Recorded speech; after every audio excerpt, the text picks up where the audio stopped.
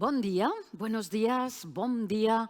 Les saludamos desde el taller de audiovisuales de la Universidad de Valencia. Después de la exitosa y provechosa jornada de ayer, acaramos ya la recta final de este programa TV Morfosis con TD Valencia 2023.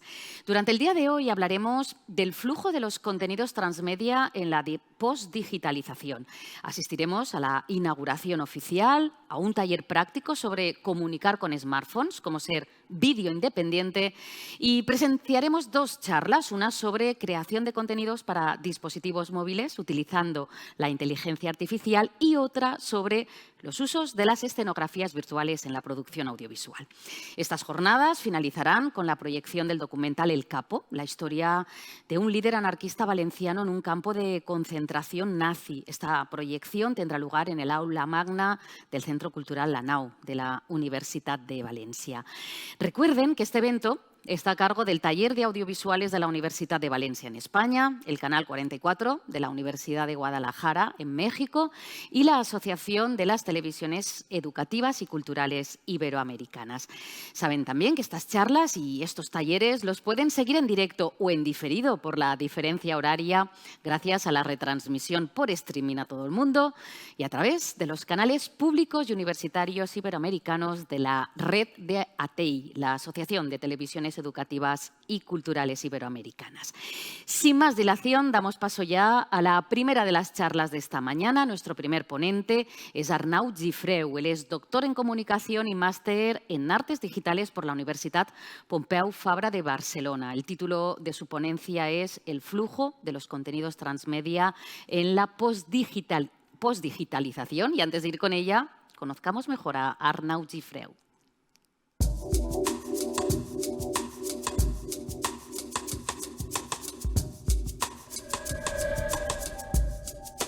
Arnau Gifreu es doctor en Comunicación por la Universidad Pompeu Fabra y profesor, investigador y autor de artículos y libros sobre la no ficción interactiva. También ha ejercido como realizador y ha participado en la dirección de diversos proyectos interactivos y transmedia.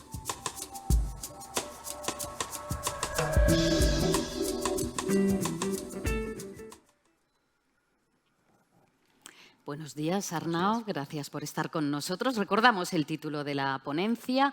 Es El flujo de los contenidos transmedia en la postdigitalización. Cuando quieras, Arnau. Muchas gracias. Adelante. Es un placer, es un honor estar con ustedes en este ConTD TV Morfosis Valencia 2023. Mi nombre es Arnau Gifreu y les voy a hacer una introducción básicamente a este tema, el flujo de los contenidos transmedia en la postdigitalización. Y básicamente lo que me interesa en esta charla, en esta breve charla de aproximación, es hacer o responder una pregunta.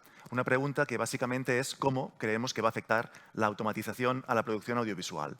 Es decir, hay unos nuevos procesos que están entrando especialmente este siglo XXI en juego y vamos a intentar delimitar a partir de un viaje que creo es bastante interesante, bastante intenso, que es un viaje de alguna manera donde vamos a hacer como una especie de búsqueda.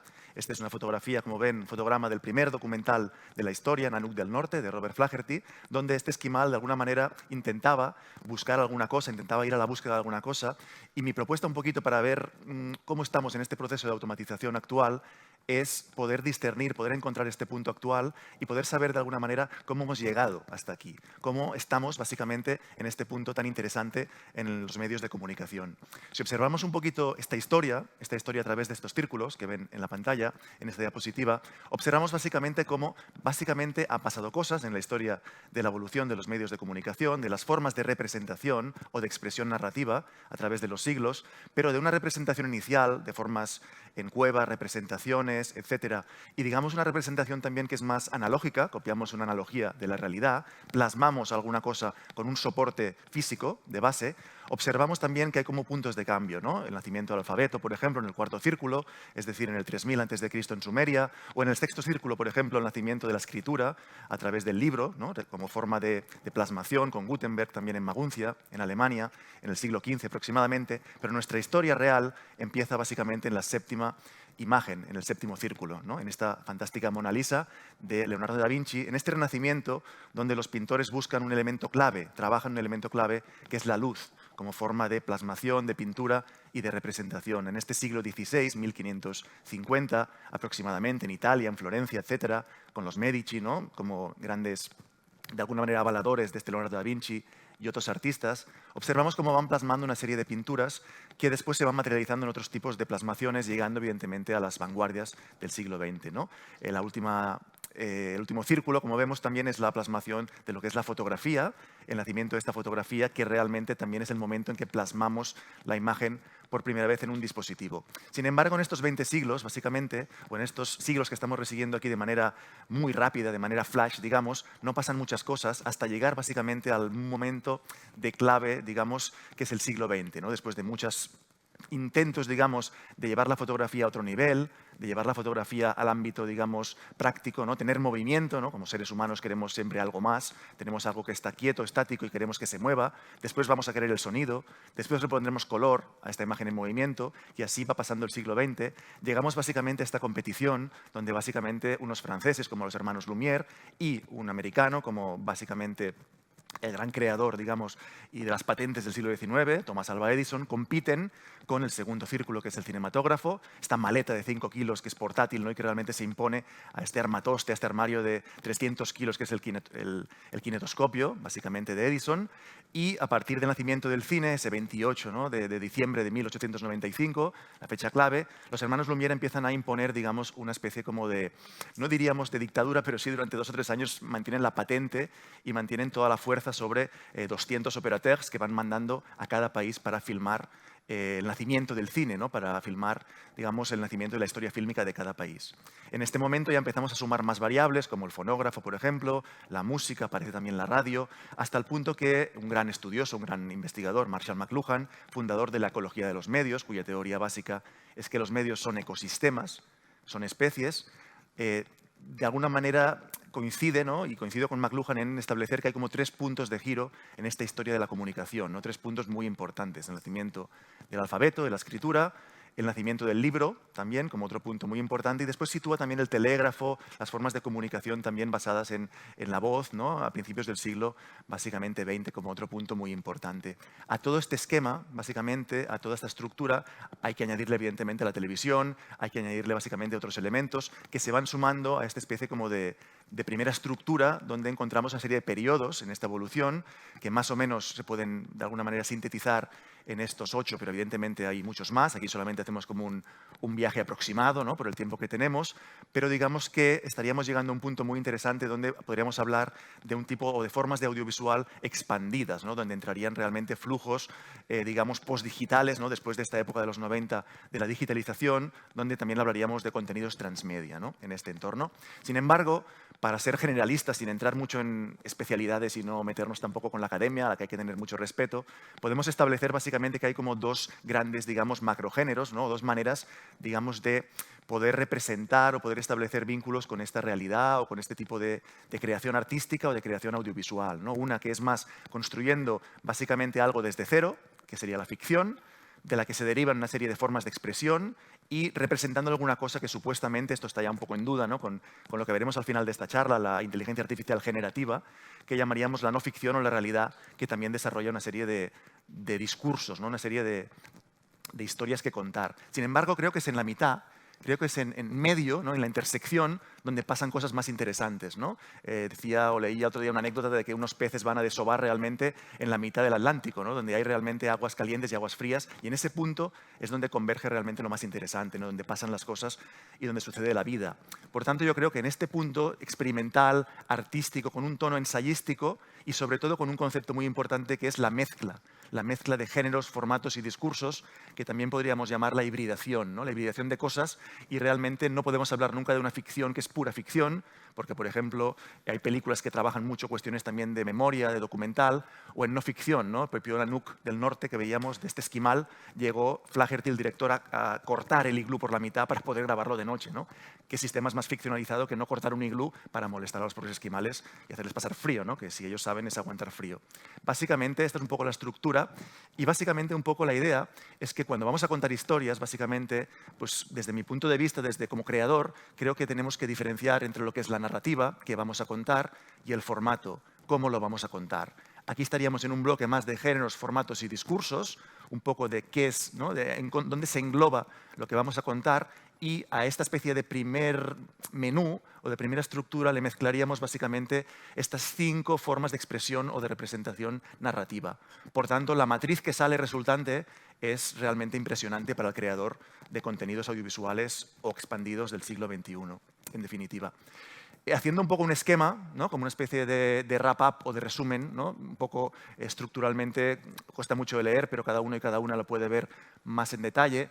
Veríamos como hay 3 grandes momentos, ¿no? 3 grandes bloques en esta historia. En una primera ola de lenguaje lineal, como hemos reseguido, siglo XIX, siglo XX, que el modelo que se impone es el audiovisual, que personalmente creo que es el más inmersivo de todos, porque somos capaces de dejar toda nuestra vida aparcada, el móvil incluido, durante 2 o 3 horas en un cine, ¿no? ¿Y quién lo hace esto hoy en día en su vida cotidiana?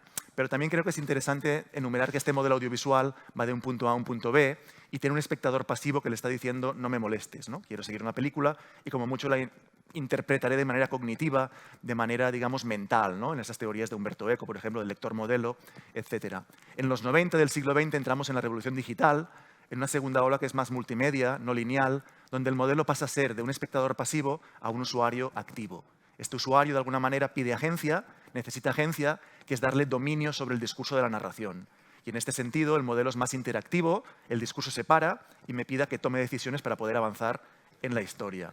Además, también hablamos de algo transmedial, que es algo que nace y tiene un centro y que se expande, ¿no? Vendría a ser un poco la metáfora de un pulpo que tiene patas, porque queremos diversificar nuestra historia, ¿no? En este canon, que es lo que propone la industria, las plataformas que propone la industria, J.K. Rowling, por ejemplo, con Harry Potter, y el fandom, ¿no? Lo que crean los fans y la expansión de estos fans que gratuitamente, no olvidemos, expanden la narrativa en lo transmedial. A todo esto llegamos a un punto actual, por eso lo he ubicado con 2 grandes interrogantes, porque no sabemos qué pasará, y es lo más divertido, para bien y para mal, como humanos esta incertidumbre, ¿no? Que nos abarca en muchos niveles, en que estamos entrando en esta tercera ola, que estaríamos en lo inmersivo y lo generativo. En lo inmersivo porque estamos dentro de escenarios, dentro de espacios inmersivos, y lo generativo porque la inteligencia artificial y otros tipos de tecnologías pueden ayudar a la creación de manera generativa, de manera creativa, simplemente dándole unas simples instrucciones, que es lo que está pasando ahora mismo pues, con programas como DALL-E o ChatGPT, o etcétera. ¿Vale? Entonces nos encontramos en un momento muy interesante donde tenemos que tener en cuenta que todo esto se mezcla y que genera una especie de estructura donde encontramos básicamente 3 maneras, digamos, o 3 estructuras para poder explicar cosas de maneras que al final también hay que ver que tienen sus puntos de confluencia sobre qué vamos a contar, cómo lo contaremos, ¿no? Utilizando la ficción, la no ficción, utilizando algo más artístico, más experimental, más de corte ensayístico, más tipo prueba, y esta estructura más de qué vamos a contar se mezcla también con los 5, pueden haber más, pero yo realmente me centro en estas 5 formas de expresión o en estas, digamos, formas de expresión o de representación narrativas, ¿no? Entonces nos encontramos con una especie de mezcla muy interesante que da todo un abanico de posibilidades realmente al creador y que realmente, personalmente creo que quien quiera jugar, quien se aventure a jugar en esta liga, que es una liga básicamente muy interesante, tiene que conocer, tiene que establecer dónde estamos, por eso esta charla un poco de aproximación al momento actual, que es un momento vibrante, grandes teóricos, por ejemplo, de la comunicación, el segundo, tercero también que investiga en la inteligencia artificial en Google, que es Raymond Kurzweil, grandes catedráticos también de aquí del país, de España, por ejemplo, como Josep María Català, de la Autónoma, dicen que estamos ante la integración y disolución de pantallas más importante de los últimos 2000 años. Por tanto, algo está pasando realmente, sin duda. Estamos en un momento de transformación, en un momento disruptivo, y esto de alguna manera hay que aprovecharlo y hay que sacarle jugo, ¿no? Este momento de hacer cosas un poco, a veces extrañas, a veces un poco experimentales, que quizá la vieja escuela no va a entender, pero que realmente estamos en esta línea. Bien, todo esto lo tenemos que poner directamente en fases de producción, tenemos que adentrarlo en diferentes fases de producción, que serían un poquito cómo metemos estos géneros, discursos, formatos, estas estructuras en un tipo de producción que es compleja, en lo expandido, que muchas veces nos va a llevar 2, 3, 4, 5 años de nuestra vida. Por tanto, la pregunta aquí sería ¿por qué? Porque me voy a comprometer yo en un proyecto así y muchas veces los productores sabéis que llevan 5 o 10 proyectos a la misma al mismo momento, ¿no? De alguna manera. También tendríamos bastantes elementos clave de un proyecto, que serían básicamente un dossier, un teaser y un pitch, que tenemos que presentar también cuando hacemos un proyecto de esta índole. Y quería, esta parte final de mi aproximación, básicamente entrar en un último momento, que creo que es interesante, que es básicamente explicarles un proyecto, entrar en un proyecto que quiero también ponerles como caso de estudio, y este proyecto se llama El Cubo, Historias Tridimensionales, y si os parece, pues vamos a ver un vídeo. Vamos a ver un vídeo de unos 3 minutos, vamos a ver un tráiler, es una historia que nos habla de un pueblo. Vamos a ver si podemos verla. Y vamos a intentar disparar esta pieza. Y mientras tanto voy explicando un poquito de qué se trata el proyecto que habíamos preparado para ver un poquito en este proyecto cómo de alguna manera convergen estas cinco áreas de las que hablaba ahora. Vamos a ver este tráiler de aproximación al proyecto. Yo la quiero hasta los últimos días que yo vivo en este mundo. Jesús, mi Señor y Redentor, yo me arrepiento de todos los pecados que he cometido hasta hoy.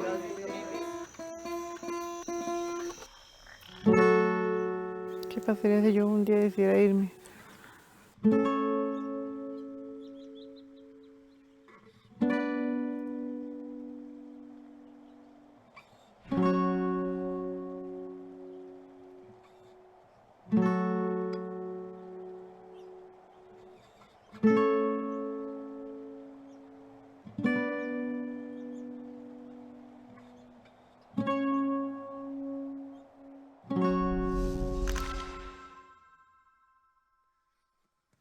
Muy bien. Vamos a hablar un poquito de este vídeo mientras vais viendo unas capturas de lo que es la interfaz. Es un proyecto interactivo. Es un proyecto que nace básicamente en 2020. Es un proyecto experimental del Sistema de Medios Públicos de Colombia, que se llama RTBC. Y el Sistema de Medios Públicos de Colombia tiene una plataforma de streaming que se llama RTBC Play, donde básicamente cada año hacemos una iteración del cubo. Y en este caso nos hemos ido a un pequeño pueblo de Colombia, del norte, que está aislado, básicamente, que es el pueblo que tiene menos almas del país, de Colombia. Y en este pueblo, básicamente, sus habitantes resisten y persisten al paso del tiempo. Y hemos creado, básicamente, este proyecto que creo que aúna un poco lo que había comentado de las 5 áreas, ¿no?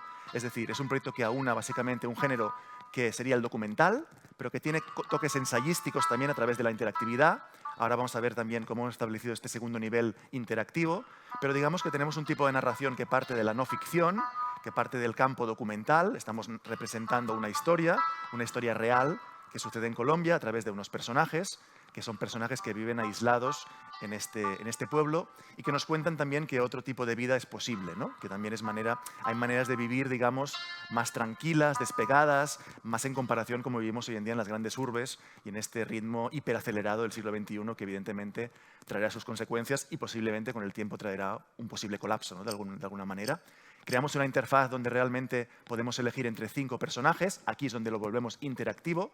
El usuario tiene que recorrer los 5 líneas de tiempo para acceder a una recompensa. Vamos ahora a seleccionar el músico, por ejemplo, Diego Sarmiento, que a través de la charanga, que es un tipo de música tradicional colombiana, pues intenta abrirse campo en la vida, también viendo un poco cómo conjuga eso con la familia, ¿no? Que es la otra gran parte, digamos. Veis que es audiovisual, lineal, pero hay ciertos puntos donde entramos en la interactividad, ¿no? Juega a este componente de no ficción, le entra al audiovisual y ese audiovisual se complementa y se profundiza con vídeos, por ejemplo, donde él, como vemos ahora, le enseña a tocar la charanga a su hijo, ¿no? A su hijo pequeño. Aquí sería un ejemplo de interactividad. Cuando se terminan los 5 recorridos, en este caso otra personaje es Jenny, ¿no? El tema de la familia, son como emociones, temas profundos, llegamos básicamente a desbloquear, como veis abajo, porque están los 5 recorridos complementarios hechos, una infografía final. Si entramos en la infografía, no os la voy a mostrar mucho para no hacer spoiler y para que lo podáis navegar si queréis en casa en el cubo.rtbcplay.co, podemos ver cómo se desvela el gran misterio del pueblo, que no os voy a explicar, evidentemente, pero que evidentemente un gran misterio envuelve. Y esto viene complementado también con contenidos 360, donde incluimos la parte inmersiva. Por tanto, a la no ficción le sumamos audiovisual, le sumamos interactividad, le sumamos inmersión, a partir de pequeños vídeos, ¿no? Del pueblo para que el usuario entre y vea en 360 este pueblo en otro tipo de vista, en otro tipo de planos. Y finalmente, el cuarto elemento que quería también concluir hoy, en este proyecto que me sirve de ejemplo para mostrar cómo la hibridación es un hecho que está presente en muchos proyectos, entraría también el contenido de las redes sociales y el contenido de otras plataformas. Por tanto, también sería de alguna manera contenido transmedial, ¿de acuerdo? En lo generativo no me atrevo a hablar aún porque realmente hay muchas dudas sobre este concepto. Estamos en un momento muy seminal, digamos. Pero sí, más allá de este contenido que veis que sigue siendo aún inmersivo, en este pequeño video que hicimos de varias partes del pueblo, en esta parte final del Cubo, de la tercera temporada, que es este proyecto que se llama Caminos de Jordán, pues realmente hemos hecho un esfuerzo para intentar sumar e intentar mezclar todas estas, digamos, iteraciones y partes que creo que le suman bastante. A nivel de complejidad, pues, ¿qué os voy a explicar, ¿no? Aquí entramos también donde hicimos básicamente una parte de perfiles sociales, donde invitamos a los diferentes protagonistas a formar parte, ¿no?, de redes sociales, generando perfiles. También una parte muy importante de Instagram, de redes sociales, ¿no?, jugando con el camuro, con ciertas narrativas, ¿no?, un poco ficcionadas también para hacer atraer a nivel de storytelling a los usuarios, básicamente. Y todo esto constituiría una parte que considero también como expandida del proyecto y a la que diríamos básicamente que es transmedial. También en la Feria del Libro de Bogotá, la Filbo, hicimos una parte física con stands donde la gente podía acercarse, hacer un pequeño juego con códigos QR y podía acceder a los personajes que también algunos de ellos estaban ahí tocando o haciendo performance o intervenciones. Esto es el Cubo, este es un proyecto del cual vamos produciendo la cuarta temporada actualmente.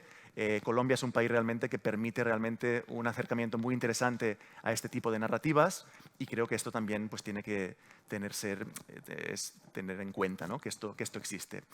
Ya para ir cerrando un poquito, la parte final, digamos, hemos llegado a este punto, creo que somos capaces, digamos, de aunar varias narrativas, ¿no?, como hemos visto.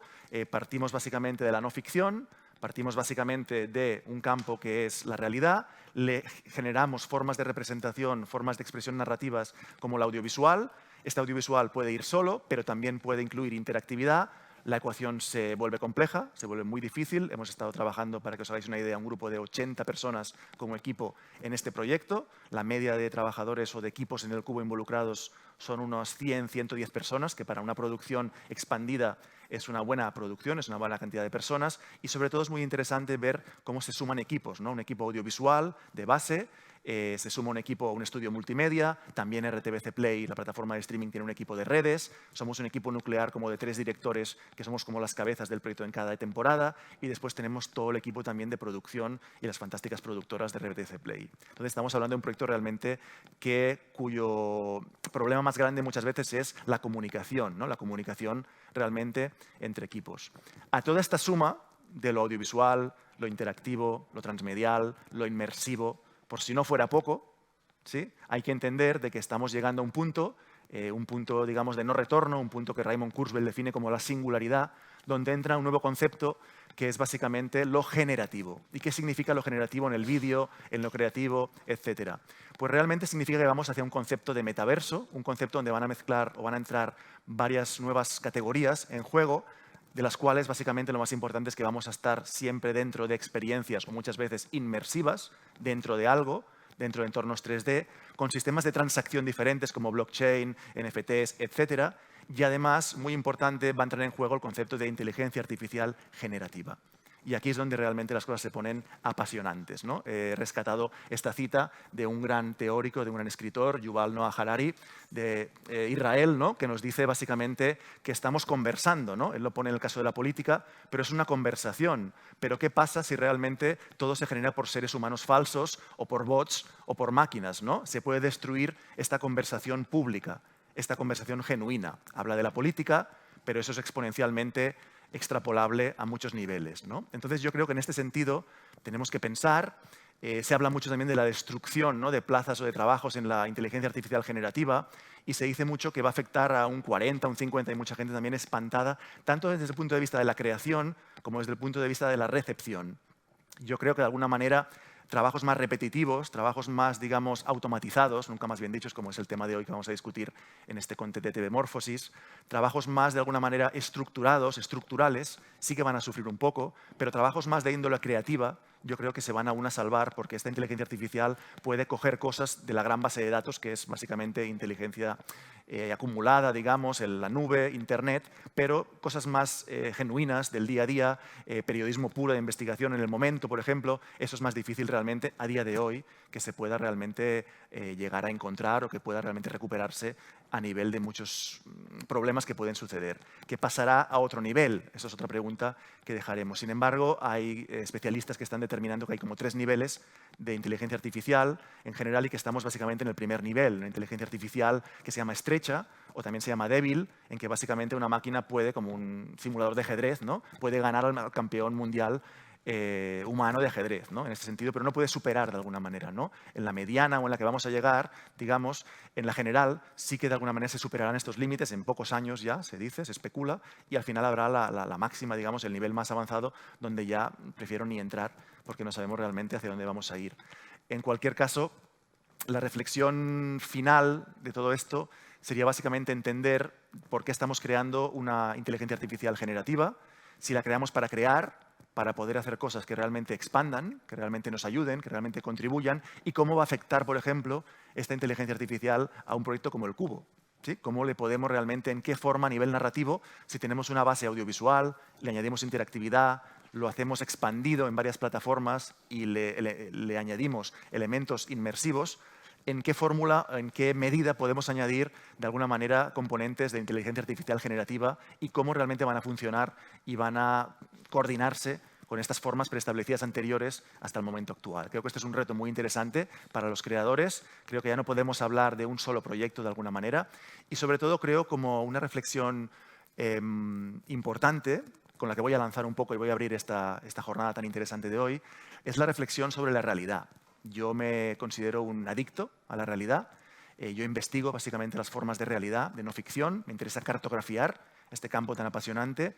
Y mi gran pregunta sobre la realidad, que es un campo que conozco un poquito, sería ¿qué va a suceder realmente en unos años, pocos años, muchos, o no va a suceder, pero seguramente sucederá, cuando seamos incapaces de distinguir entre lo que es real y lo que no lo es?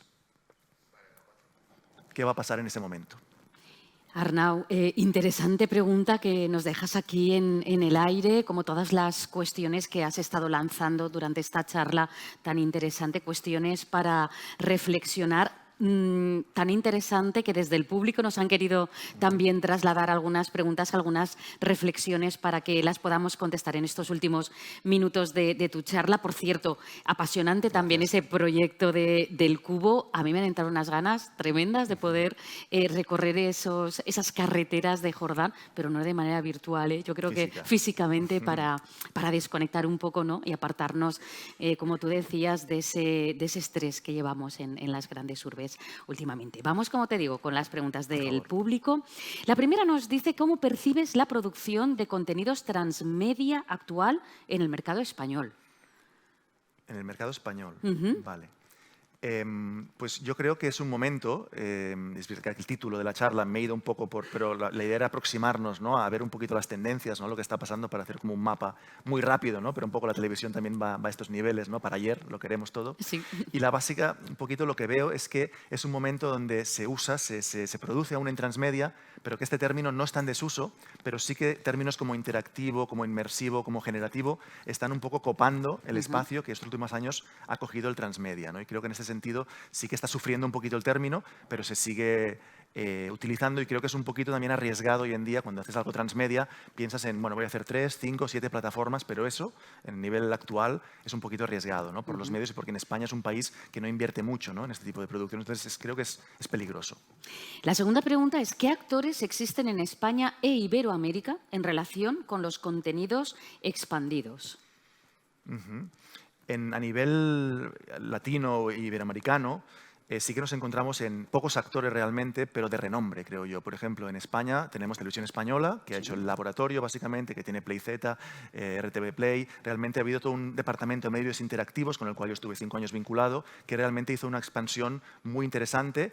Creo que también hay un ejemplo local muy interesante a nivel quizá de productora, aquí en Valencia, que se llama Barret Films, que es una cooperativa liderada por varios socios, entre ellos Alex Badía, un gran amigo, y realmente Barret es una productora muy arriesgada que se la ha jugado como con nacer en el siglo XX, parir en el siglo XXI 2021 y ha ganado los premios a nivel internacional. Y en Latinoamérica destacaría quizá países como Argentina, como Colombia, México también está despertando, pero sí que hay una especie como de espacio de convergencia con el español como lengua vehicular que realmente tiene un poderío y un futuro realmente interesante como el cubo, ¿no? Como ejemplos de RTBC Play.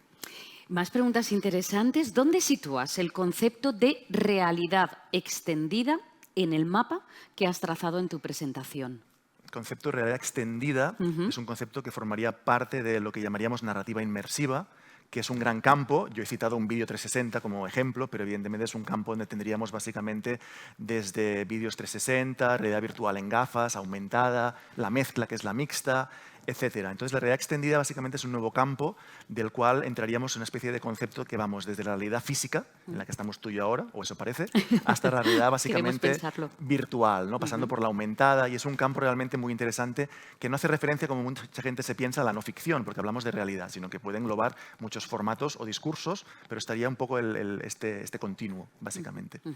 Y por último, ¿cómo impactará la inteligencia artificial generativa en la comunicación y los procesos creativos?